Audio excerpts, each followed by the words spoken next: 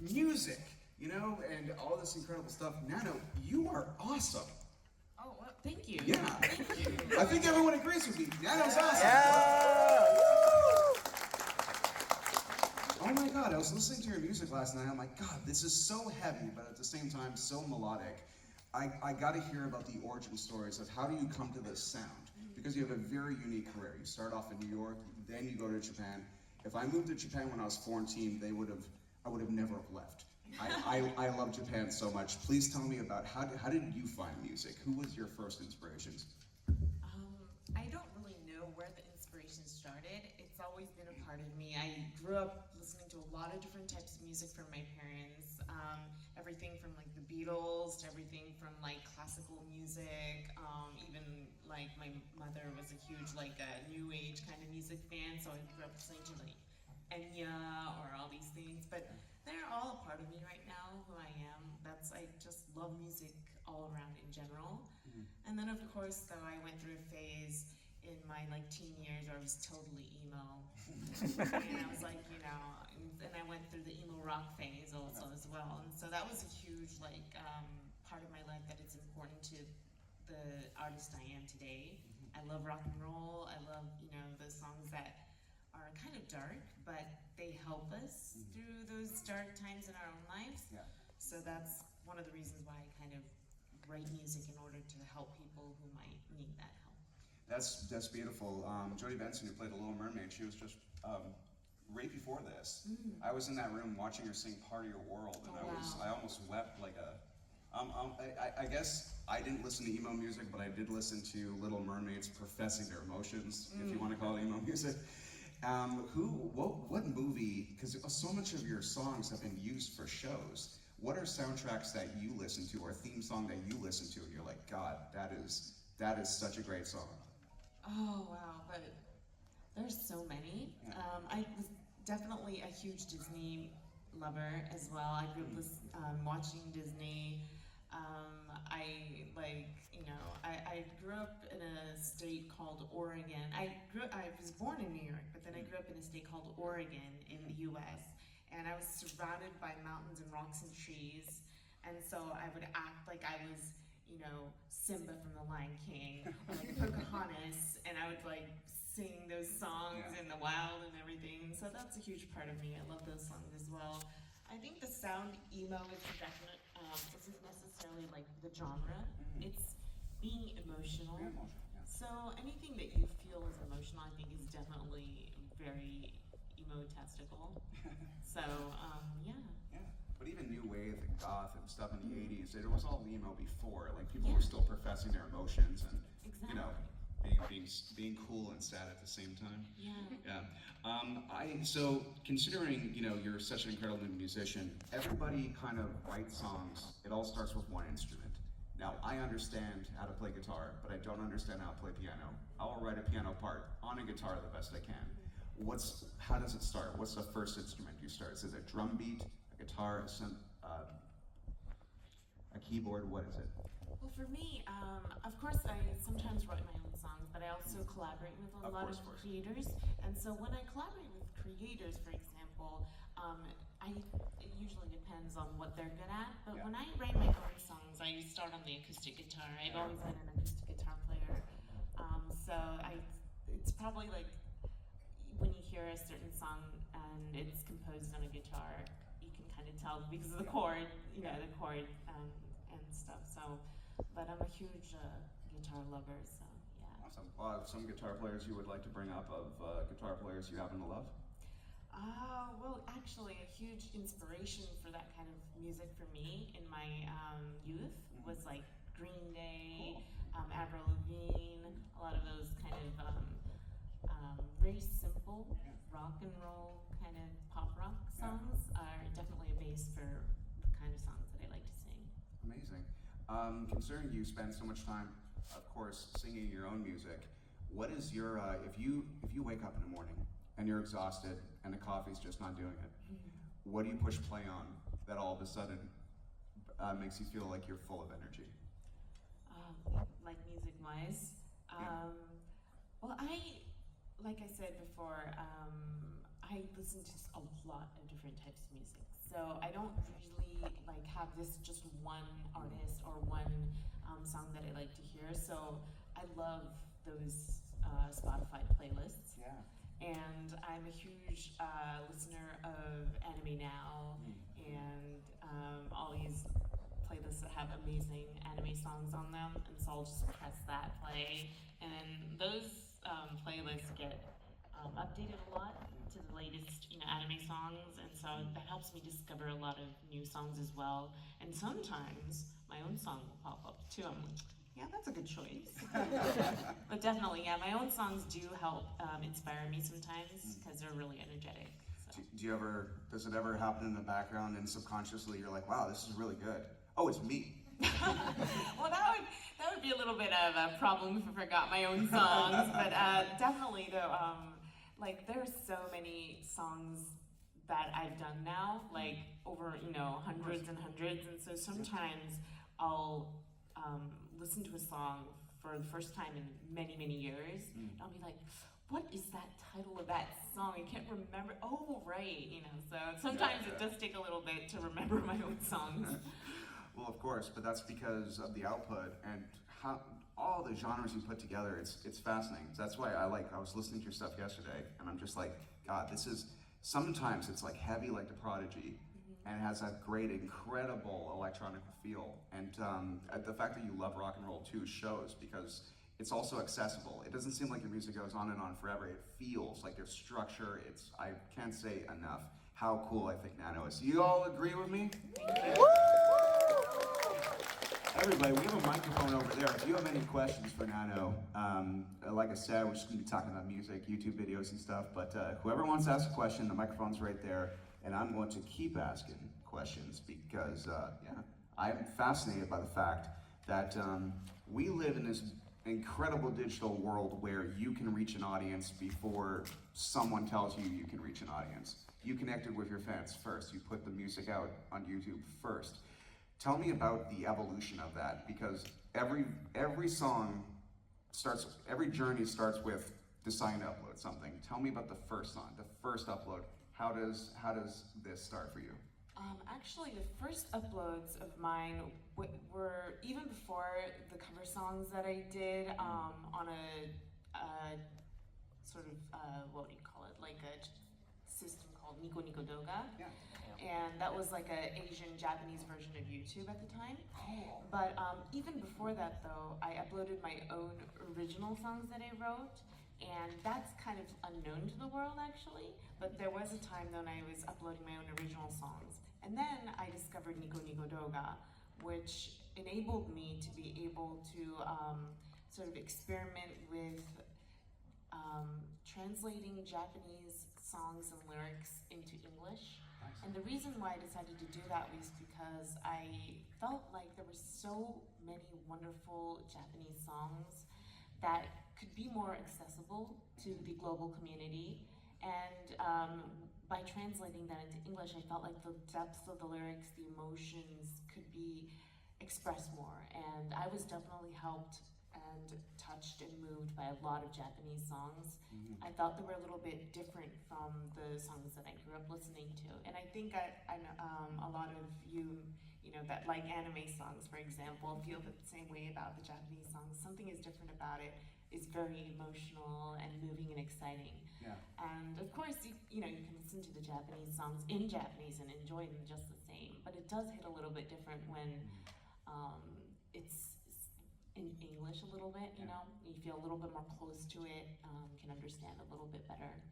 Yeah, you're not imagining what the emotion is, you actually can hear it. And I gotta say, like, I grew up with watching anime, of course, but the first versions of Dragon Ball and Sailor Moon I saw was dubbed. But now, also, considering the internet is what it is, and it's a little easier to get a hold of these, now I can appreciate the original ones. But sometimes you just need that translate version. So what you've done for Japanese music is quite amazing because, like everybody in here, I'm sure like that you opened a world to all these incredible songs that they maybe not have gone to hear. So that's really cool.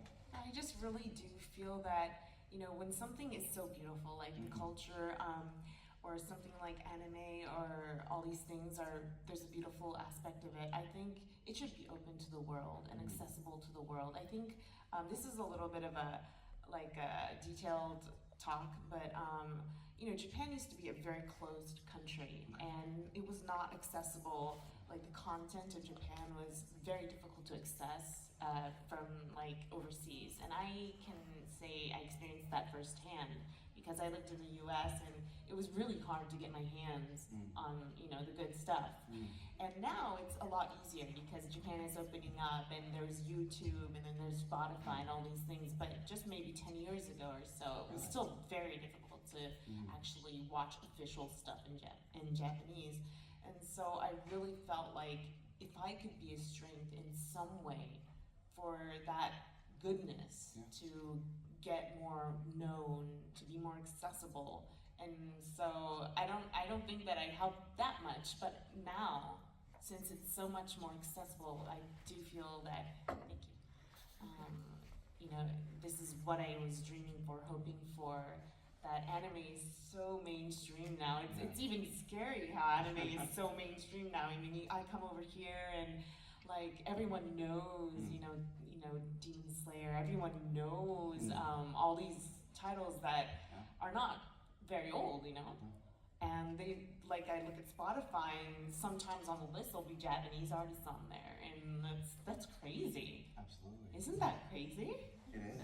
It's insane, Yeah, but all the real fans in here, we've always known that anime is cool, right? Yeah, of course. Very cool. And speaking of fans, we have a question for you right over here. Oh, wonderful. Hi, I've been a huge fan for a really long time. I think probably my favorite cover of yours is a Calc piano version. Oh, wow. It's so beautiful. Your voice shines What's so your much. name? My name's Ash. Ash? It's so great being able to speak to you. you. And I love No Pain, No Gain. That was the first time I heard you in an anime, and it was so amazing. Speaking of that, and since you're such a big fan, is there any currently airing anime or series that it would be a dream for you to be able to do an opening or ending for at the moment? Oh, wow. There's so many. And right now, even compared to before, there are a lot more series that fit my genre. It used to be a little bit difficult to find anime that could fit rock and roll, that my songs could fit with. But nowadays, there's, like I said, Demon Slayer, and a lot of Jump anime that I really enjoy. I would love to be able to do something for Jump. Yeah. That's incredible. Thank you. Thank you. A question right behind. Hi, I'm not familiar with your work, so I'm wondering what's your favorite lyric out of your own songs, and would you sing it for us?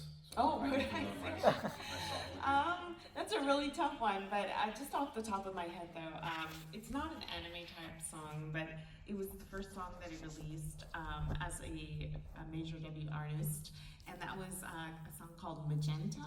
Yeah. And it's a very personal song of mine, and it's all in English, and the lyrics I wrote were before I made a debut and sort of was kind of going through a tough time and battling with myself. So I would definitely love for everyone to have a listen to that one. If I'm going to sing it right now, just the chorus would be. Am I allowed to sing? Yes. Well, this mic handles my.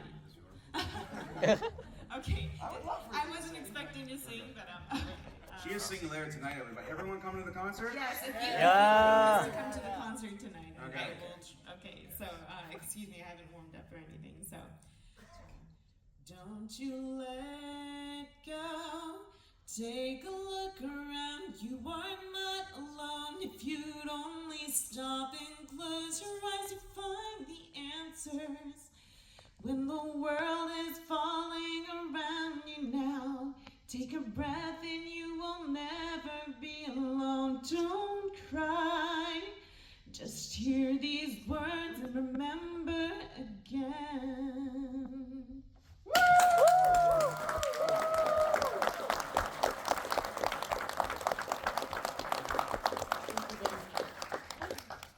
That was awesome. Thank you. Everyone's singing today. It's great. Okay, you. Hi, my name's Judy.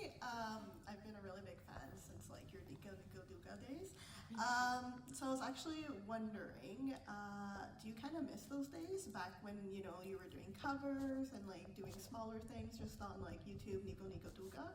Or, because, you know, things are very different compared to back then, and now like you're like really huge. Yeah, a lot of things have changed, but at the same time, the emotions that I feel and the person that I am, I don't think I've changed at all since back then.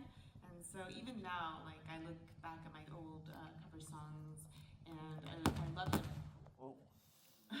I love them a lot, and they remind me of you know, the reason why I wanted to become a singer and the passion that I had in the beginning. So definitely, I do miss those days, but at the same time, I'm really appreciative that you know, I have what I have right now. But I do hope that I'll be able to do more cover songs in the future too, if you know, people do enjoy those. Perfect. Thank you so much. Well, I got more questions for you. So we haven't really touched upon the YouTube part of it, but I know that every time I wake up in the morning and the video does surprisingly well, there's always this incredible feeling of, wow. But can you tell me about one of those moments where, you know, you've had a lot of success, your videos do great, I've been watching them, but when was one significant one where just like you did not expect it to hit like that? I don't know if, probably not a lot of people do know of my Nico Nico days, but that's definitely was the biggest milestone when it comes to videos, because without those videos, I wouldn't have been able to make a debut as an artist. Yeah.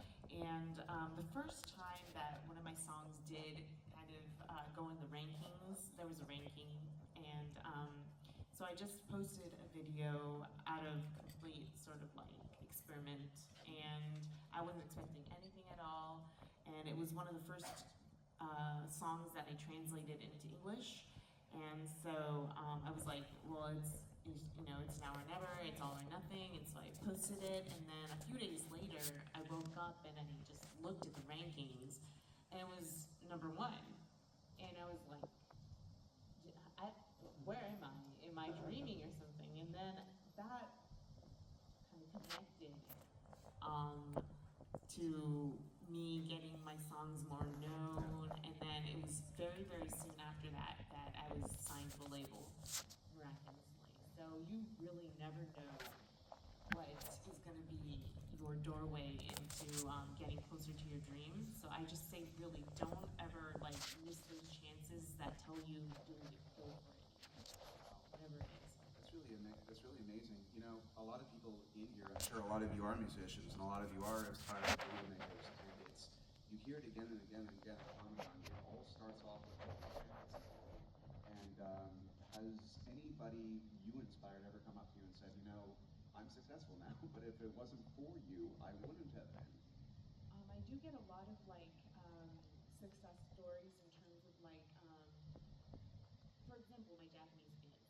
Some of them have said, if it weren't for you, I wouldn't have tried to learn English, and now they're like a professor in like the States or something, teaching, or those kinds of stories. It doesn't necessarily have to be like a singer story. You know, you can be anything, like an artist or even a teacher or anything.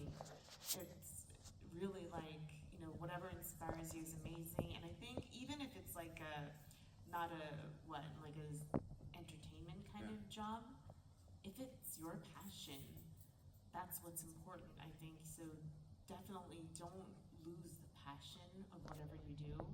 And I think like that goes for anybody here, because you know, we're all passionate about anime or whatever what you're here for. And I love that. I think it's beautiful that you guys are all, you know, coming together here to celebrate what you love, and that, you know, you don't have to be shy about it, and everyone can understand that you're passionate for that. It's amazing. So Awesome. yeah. Well said. We should give her a round of applause. Now, I'm not sure why I keep holding it like this. All right. Nano, you inspired me today. I'm gonna hold microphones better. I gotta say, I've only experienced this once, where a song my band had like ended up in a TV show in the background of something. And I remember how giddy I was, and for that dramatic 10.5 seconds, I probably told everybody in the world, but how did it feel the first time you ever knew that your song was going to be a theme song, and that so many people would hear it? You know, it wouldn't just be 10 seconds on something, it would be a theme song. Every episode, your song. Please tell me about that. Okay, so the first time that I did get a tie-up song for an anime was for a song called Now or Never, and it was for an anime called Five Brain, and this was a NHK anime, so it's pretty big. And of course, before I made a debut, we didn't get that sort of contract yet, so we were still looking for something when I found my label. But miraculously, we were able to find a good tie-up that thought that my song could fit that, and it was I could remember that it didn't really hit me in reality until I saw or heard my song on TV. I was sitting in front of the TV. That's when it becomes real. Yeah, with everyone else in Japan, and I could remember that I didn't remember a single moment of the song because I was too nervous. And I recorded it, so I had to look back on the recordings, and then finally it sunk in, and it was just it's still, though, even now. Whenever I see one of my songs on TV, like my newest song, "Do or Die," is another tie-up. Amazing. Thank you. And I was still very, very giddy when I saw it on TV. I was rocking out to my own song, and yeah, and it's just an amazing thing. So yeah, it is. You have brought the attention to Japanese music to North American audiences for quite some time now. Who are some Japanese bands that you think everybody in this room, besides rocking your stuff, of course, but that might end up in a Spotify playlist next to you? What are some Japanese bands that you think people should listen to as well?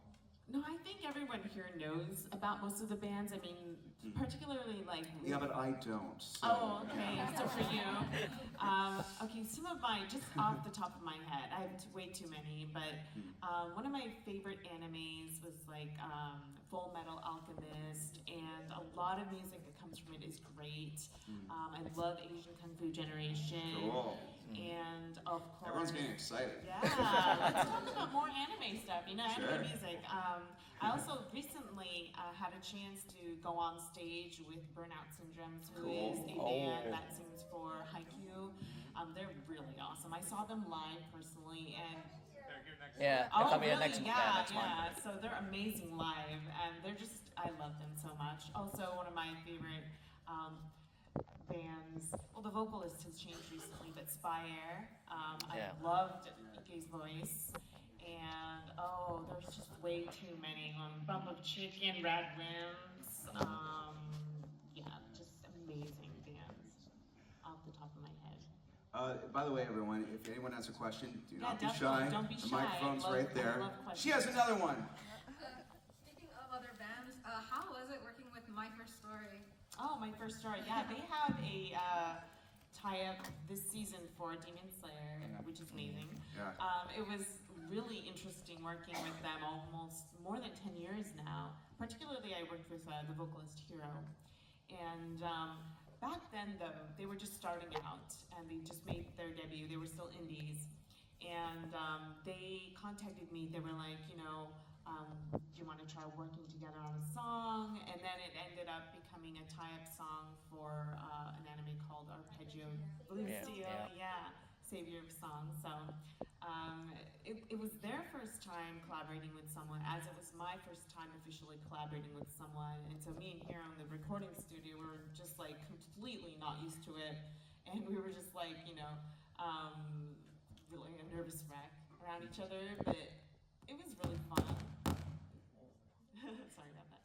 It was really fun. It was so fun that, there was popping. Yeah. And the music video, oh my god, the shooting of it was insane. Yeah, we're kind of partying here. Yeah. It was insane. That insane. Yeah. And we were able to shoot on a sort of vessel ship kind of thing. And as far as I know, there haven't been any artists or musicians that were able to do that because it takes a lot of a lot of going through very, very difficult what do you call it, like contracts and stuff. And miraculously, one of the captains on the ship's daughter was one of my fans. Wow. And so he's like, Papa, you know.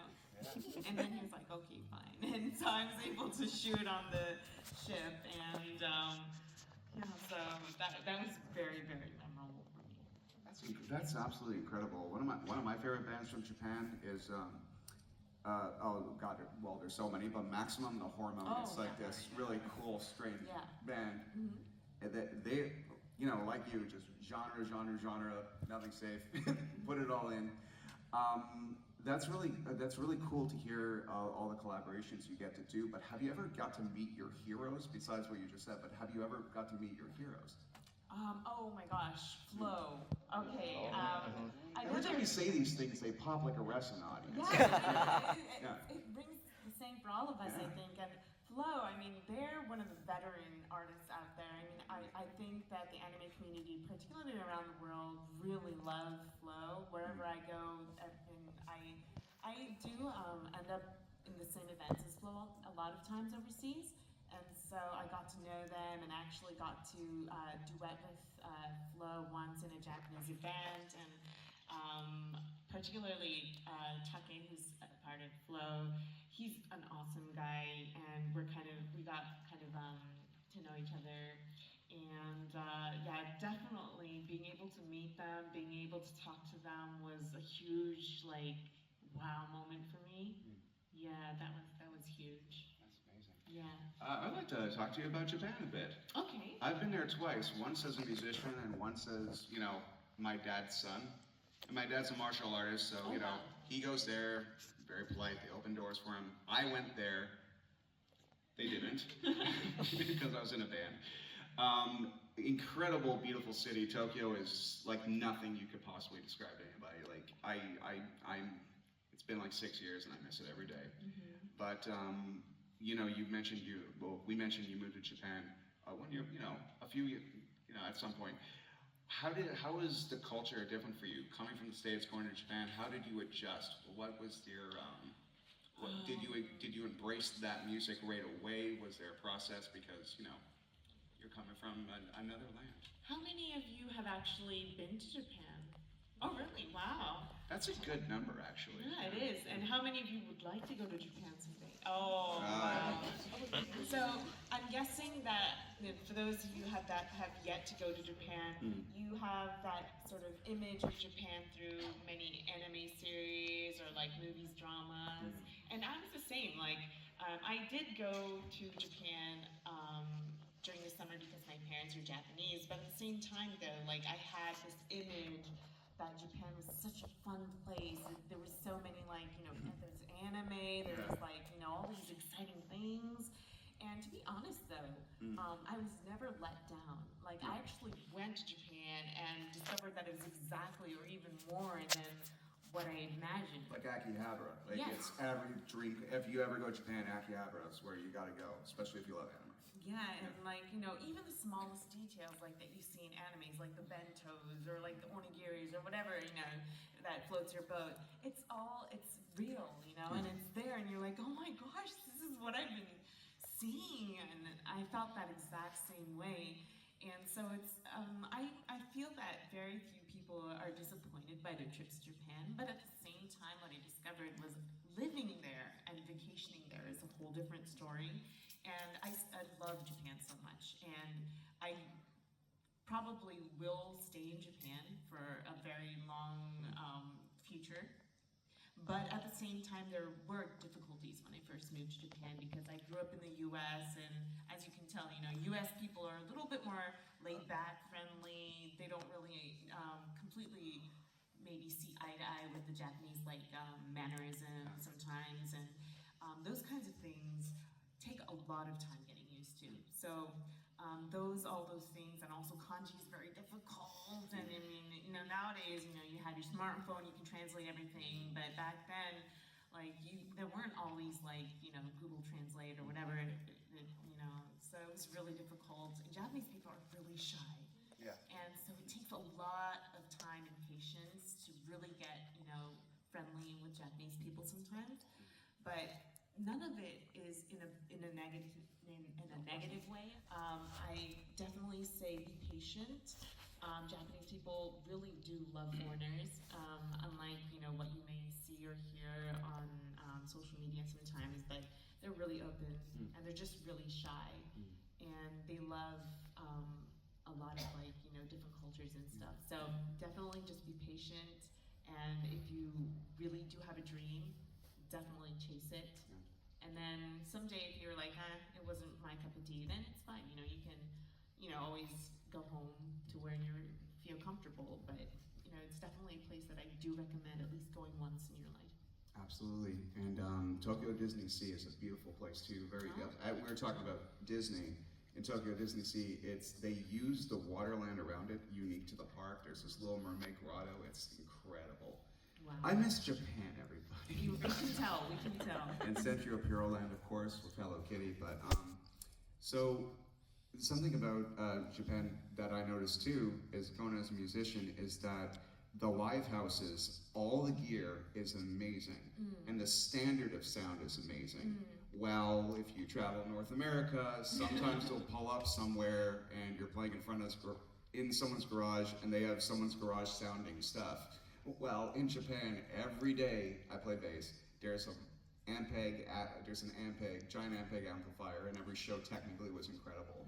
Do you find that too, that the quality of Japanese live houses is as incredible as I'm saying? This is also something that is kind of a technical story, but Japanese artists, the good thing about being an artist in Japan is, like you said, the quality is by average very high. Yeah. But at the same time, one of the downfalls or downsides to being an artist in Japan is because you grow up thinking that that's average, and then you go overseas, and sometimes it's there's everything from good to not so good, and to garage band stuff and everything. So you're not experienced enough to handle some of the not so good quality sounds and everything. And so sometimes a lot of artists will say I couldn't handle it, or I didn't know how to deal with it. But for me, I think that being able to deal with a lot of different sort of qualities is very important, and you grow stronger as a musician because you don't say, oh, I can't perform if I don't have this and this and this.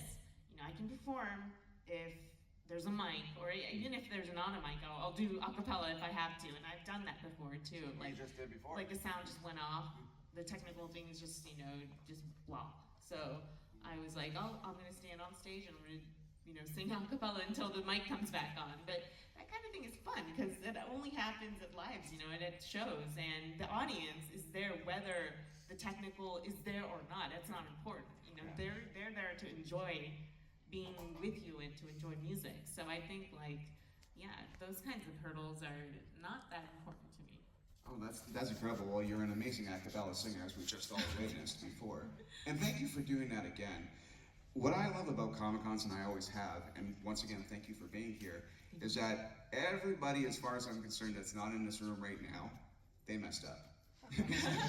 Especially if they're a fan of yours. This is a unique experience that we're all having right now.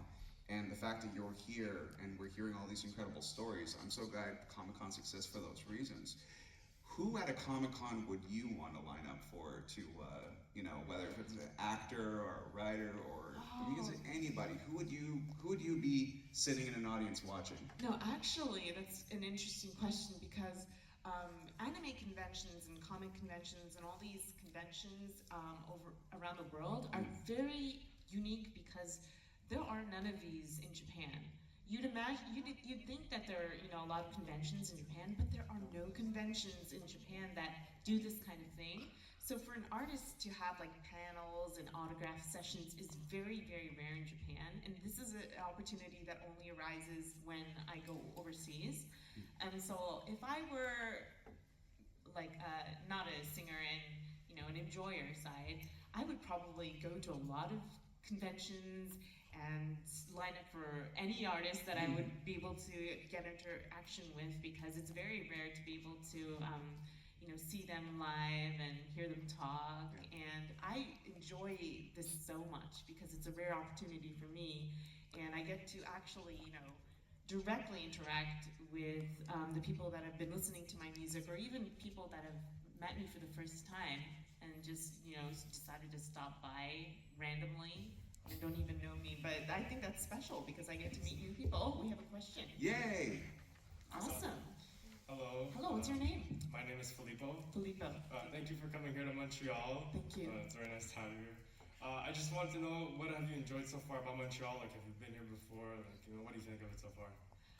This is my first time in Montreal. Wow. My second time in Canada. Whoa. But my first time here, and it's really like it's been so nice just the few days that I've been here.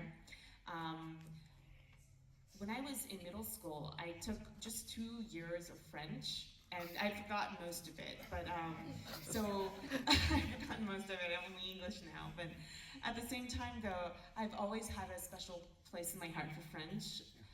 So hearing like so much French going around, around me, going to the store and saying, hearing merci, I'm like, oh, thank you. But that's always special, and also the food has been so good in Montreal. I actually had poutine. It's yes, it's very authentic, but it's probably heavier than any food that exists in Japan. Yeah. So it took me, I couldn't finish it, but at the same time, like, I saved it for later too. But I definitely feel like it's something that I was excited, like looking forward to, experiencing that authentic Canadian food. And I love maple syrup, and but just the people here have been really, really amazing. I had a chance to meet a few fans yesterday at the autograph session. They were all so beautiful and sweet, and so yeah. Awesome. Thank Amazing you so question. much. Don't worry about forgetting French. Like, I went to French school for a long time, and I forgot so much French just like that. Really? Fair. What's a good word or phrase that I should learn? Like, Well, I think over here, like saying "si tabarnak." what? No. Don't say no, don't say it. Don't do it. No, that is what it's just the translation of things are a little strange when you find out what a tabernacle actually is. That's what you're using to curse. Okay. It's just like religious words that we use as swear words in I see. Yeah, I yeah. see. That's it. Alright, thank you very much. Thank you. Okay, or just about out of time. We got about 2 minutes left. So if anyone has a question they That was want to quick. ask, like, go run to that mic. Yeah, definitely. Run to that mic. But I would love to hear from you guys. everybody's so nice and shy, though. That's it. Yeah, it is. But so who's going to be at tonight's show?